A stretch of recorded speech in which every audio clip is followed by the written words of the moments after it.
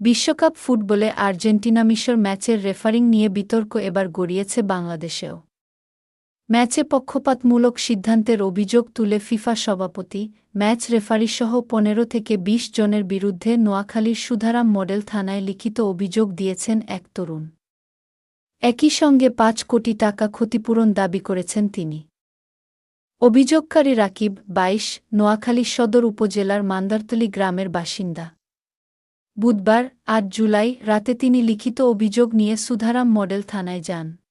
তবে পুলিশ জানিয়েছে, বিষয়টি তাদের আইনগত এখতিয়ারের বাইরে হওয়ায় অভিযোগটি মামলা হিসেবে নেওয়া হয়নি। লিখিত অভিযোগে রাকিব উল্লেখ করেন, মঙ্গলবার রাতে স্থানীয় করমুল্লা বাজারে বড় পর্দায় তিনি আর্জেন্টিনা ও মিশরের মধ্যকার বিশ্বকাপের ম্যাচটি দেখছিলেন।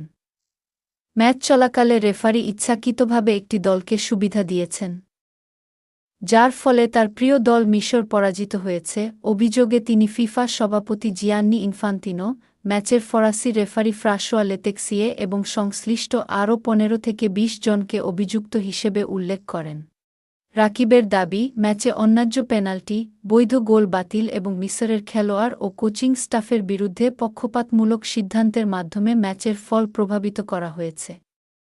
এতে তিনি এবং মিশরের অসংখ্য সমর্থক মানসিকভাবে ক্ষতিগ্রস্ত হয়েছেন। এ কারণে ফিফার কাছে ৫ কোটি টাকা ক্ষতিপূরণ এবং অভিযুক্তদের বিরুদ্ধে আন্তর্জাতিক আইনে ব্যবস্থা নেওয়ার দাবি জানান তিনি।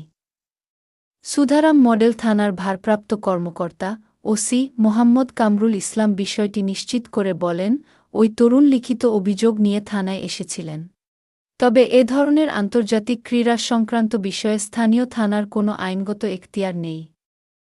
বিষয়টি তাকে বুঝিয়ে বলা হয়েছে এবং প্রয়োজনে আন্তর্জাতিক আদালতের শরণাপন্ন হওয়ার পরামর্শ দেওয়া হয়েছে। বৃহস্পতিবার ৯ জুলাই সকালে রাকিব বলেন, ম্যাচটি দেখার পর তিনি এবং তার সঙ্গে থাকা অন্য সমর্থকেরা মানসিকভাবে ভেঙে পড়েছেন। এ ঘটনার বিচার হওয়া উচিত। যেহেতু পুলিশ অভিযোগটি গ্রহণ করেনি, তাই তিনি একই অভিযোগ নিয়ে আদালতে যাবেন।